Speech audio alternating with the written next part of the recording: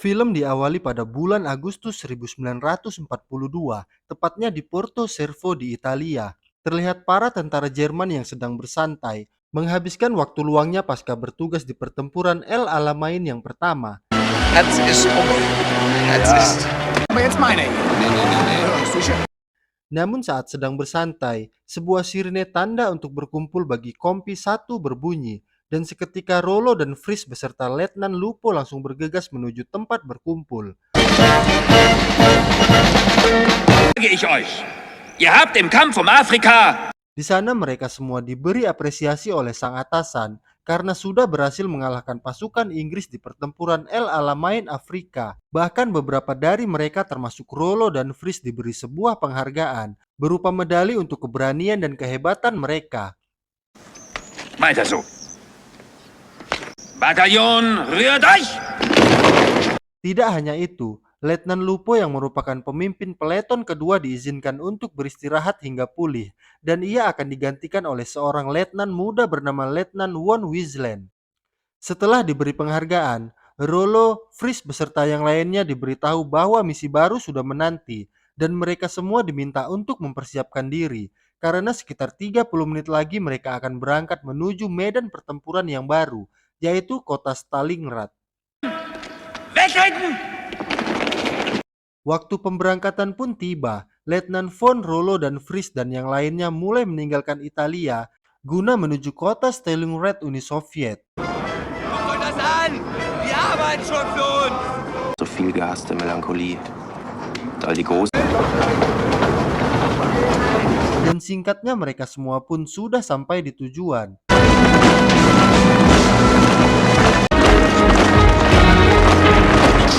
Di keesokan harinya acara doa pemberkatan bagi para tentara Jerman yang akan bertempur digelar, dan Letnan Von memanfaatkan momen tersebut untuk melapor ke sang atasan, sebut saja Kapten Oliver, mengenai kesiapan pasukannya. Leutnant von Witzland, Sturmpionierbataillon 336. Dan setelah acara tersebut selesai, Kapten Oliver dan Letnan Von beserta pasukannya harus langsung menghadapi pertempuran yang sangat hebat.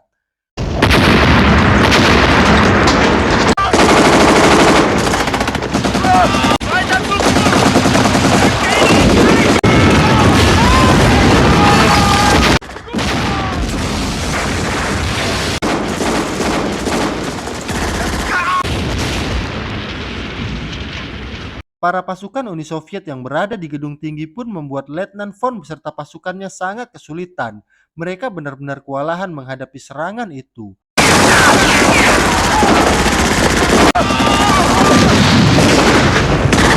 Namun mereka tidak menyerah begitu saja. Kapten Oliver mengulang mengatur strategi, di mana ia memerintahkan Fieldman untuk maju sendirian, guna untuk meledakkan senjata mesin yang sangat menyulitkan mereka.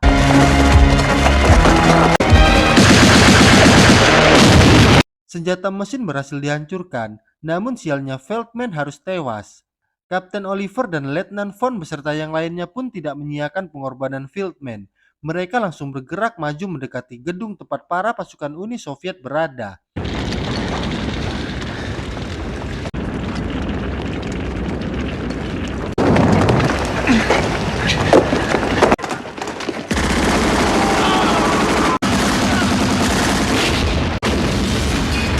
Dan pada akhirnya gedung tersebut berhasil diambil alih oleh Kapten Oliver, Letnan Von beserta pasukannya.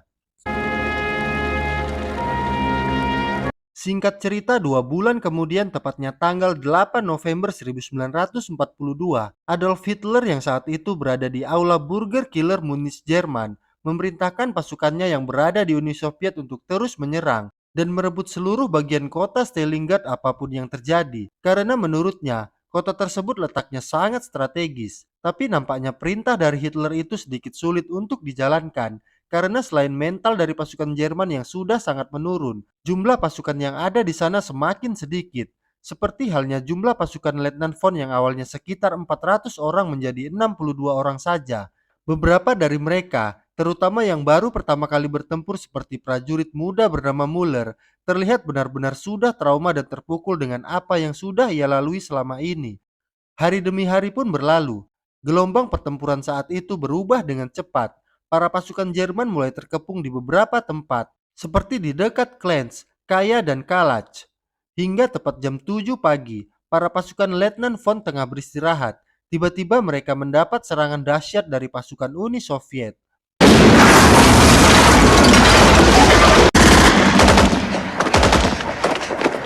Tidak mau pasukannya terus diserang, Letnan von pun mengatur strategi, di mana ia bersama Rollo, Fries, Muller, dan Edgar akan menyusup ke pertahanan pasukan Uni Soviet melalui jalur bawah tanah.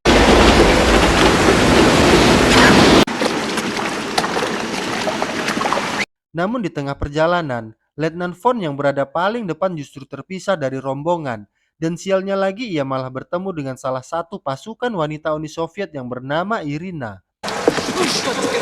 Kein Auto, ich muss dich erschießen. Wieso sollte ich dir trauen? Letnan von pun meminta Irina untuk menunjukkan jalan keluar, dan sebagai imbalannya, Letnan von membiarkan Irina pergi hidup-hidup tanpa terluka sedikit pun. Tetapi sayangnya kebaikannya itu justru berbuah malapetaka, di mana Letnan von yang lagi lengah malah didorong oleh Irina ke dalam saluran air tersebut. Beruntungnya Irina berbaik hati untuk menolong Fries. Setelah mereka berhasil berkumpul, mereka pun kembali melanjutkan perjalanan untuk menyusup ke pertahanan Uni Soviet. Tapi tanpa mereka sadari, Edgar ternyata dari tadi juga terpisah dengan mereka. Verdammt nochmal. Pada akhirnya Edgar berhasil ditemukan, namun sialnya kakinya mengalami luka yang parah akibat terkena jebakan yang dipasang Uni Soviet. Misi mereka untuk menyusup ke pertahanan pasukan Uni Soviet pun gagal dan malah berakhir dengan kaki Edgar terluka parah. Kondisi di ruang perawatan itu benar-benar kacau. Para petugas medis nampak kewalahan karena saking banyaknya tentara Jerman yang terluka. Bahkan Fries harus sampai menodongkan senjatanya demi memaksa petugas medis untuk segera menolong Edgar. Namun sialnya Edgar tidak tertolong, dan sialnya lagi aksi Fries menodongkan senjatanya kepada medis dilihat oleh atasan mereka yang bernama Kapten Heiler. Ihr seid verhaftet. Waffen und Kopf. Hingga akhirnya Letnan pun beserta 3 anggotanya mendapatkan hukuman, tapi untungnya mereka cuma dapat hukuman ringan. Karena ternyata Letnan von adalah salah satu anak perwira tentara Jerman. Waktu pun berlalu hingga pada bulan Desember 1942, saat musim dingin melanda Uni Soviet. Batalion ke-6 Jerman dikepung selama 6 minggu oleh pasukan Uni Soviet, dan itu membuat pasukan Jerman tidak bisa apa-apa. Beberapa dari mereka yang melanggar peraturan militer seperti yang dilakukan Fries beserta rekannya ditugaskan untuk menjinakkan ranjau yang banyak terpasang di pinggir jalan. Tidak hanya menjinakkan ranjau, mereka juga ditugaskan ke garis depan yang berada di desa Marisnoka demi untuk membantu pasukan Jerman dan lainnya yang sedang digempur habis-habisan oleh para pasukan Uni Soviet. Mereka semua nantinya akan dipimpin langsung oleh Kapten Oliver. Dann haben die Russen den ganzen Tag versucht, unsere Stellung bei Marinovka Keesokan harinya mereka semua pun bergegas menuju desa Marisnoka dengan cuaca yang terlalu dingin.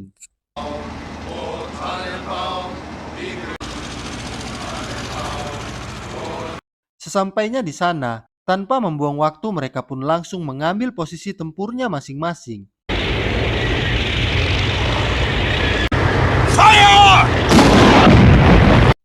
Pertempuran pun pecah, di mana Kapten Oliver dan Letnan von dan lainnya ternyata harus menghadapi tank-tank Uni Soviet yang jumlahnya tidaklah sedikit.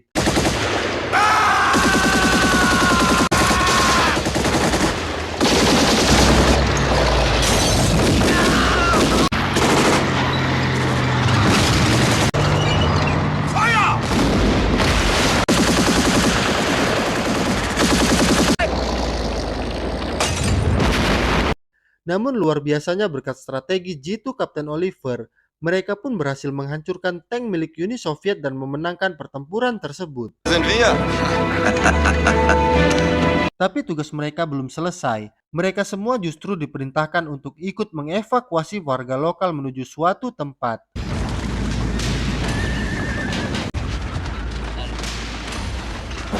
Dan ternyata warga lokal tersebut nyatanya tidak dievakuasi, melainkan akan dieksekusi mati. Letnan von yang merasa tindakan itu tidak bisa dibenarkan, langsung protes kepada Kapten Heller. Ia mengatakan bahwa dirinya beserta yang lainnya tidak mau melaksanakan perintah itu. Tapi Kapten Heller tidak memperdulikannya. Ia malah mengancam untuk membunuh Letnan Von jika tidak mau menuruti perintahnya. Legt!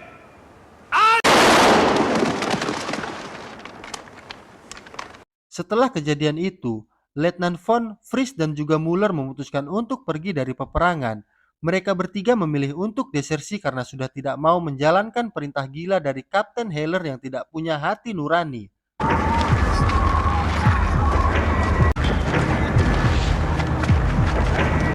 Hingga akhirnya, setelah berjalan berjam-jam sebuah keajaiban datang, di mana mereka secara tidak sengaja menemukan kartu tanda tentara yang terluka, dan diketahui kartu itu bisa mereka gunakan sebagai tiket masuk ke pesawat evakuasi.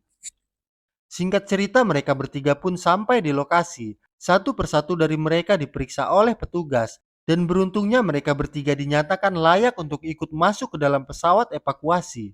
Tetapi sayangnya perjalanan mereka untuk masuk ke dalam pesawat evakuasi tidak semudah yang mereka bayangkan, karena mereka harus berebut dengan ratusan tentara lainnya.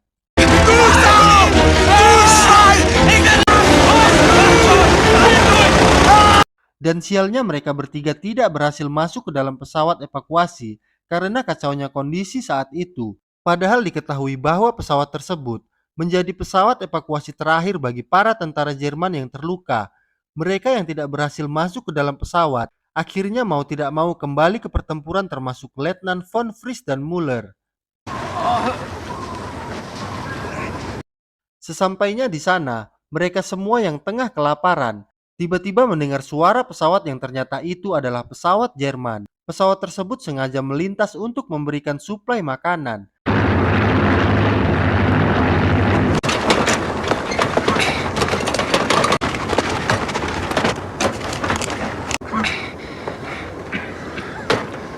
Namun ternyata suplai makanan itu ditunjukkan untuk Kapten Heller.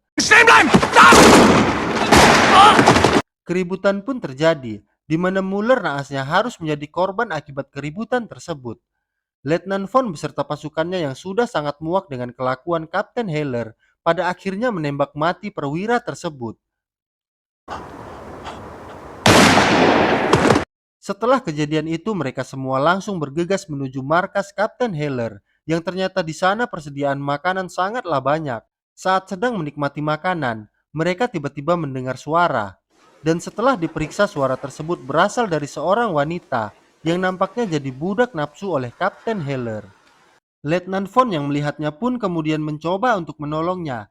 Dan ternyata perempuan itu adalah Irina, si tentara Uni Soviet yang pernah ditemuinya saat di jalur bawah tanah. Irina pun pada akhirnya diperlakukan dengan baik oleh Letnan Von beserta yang lainnya. Irina bahkan diketahui mempunyai darah Jerman dari sang ibu. Meine Mutter war Deutsche. Waktu pun terus berlalu. Posisi Nazi Jerman di Stalingrad yang sudah berasa di ujung tanduk membuat mental para pasukannya semakin hari semakin menurun. Beberapa dari mereka mengalami frustasi hingga keributan di antara mereka tidak terhindarkan. Para perwira seperti Letnan Oliver memerintahkan Letnan Von beserta pasukannya untuk terus bertempur apapun yang terjadi. Dan tentu itu penolakan keras dari Letnan Von beserta pasukannya yang diketahui kini hanya tersisa 4 anggota saja. Bahkan Otto yang sedang tidak kuat dengan kondisi tersebut memilih untuk bunuh diri daripada mengikuti perintah Kapten Oliver. Setelah kejadian itu, Roro pun akhirnya mengikuti perintah Kapten Oliver dan mereka berdua memutuskan untuk pergi dari markas tersebut menuju garis depan. Namun mereka mendapati kenyataan yang mengejutkan, di mana ternyata para perwira Jerman seperti Jenderal Hens memilih untuk menyerah kepada Uni Soviet. Di sisi lain, Letnan Von dan Fries yang tidak ingin berakhir seperti game gula Siberia sebagai tawanan Uni Soviet memilih untuk pergi dan mencoba keluar dari kota Stalingrad tersebut. Dipandu oleh Irina, mereka bertiga pun bergegas pergi meninggalkan markas.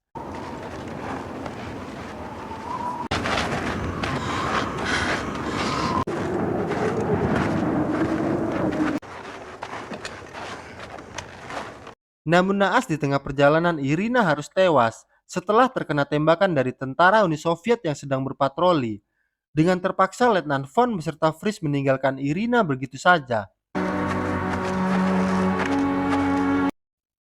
Tapi ekstrimnya cuaca membuat mereka berdua benar-benar kesulitan. Bahkan Letnan Von kondisinya sudah sangat lemah dan nampak sekarat.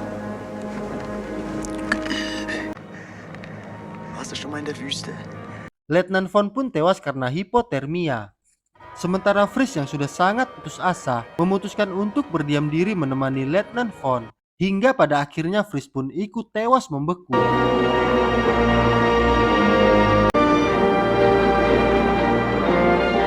Dan film pun selesai.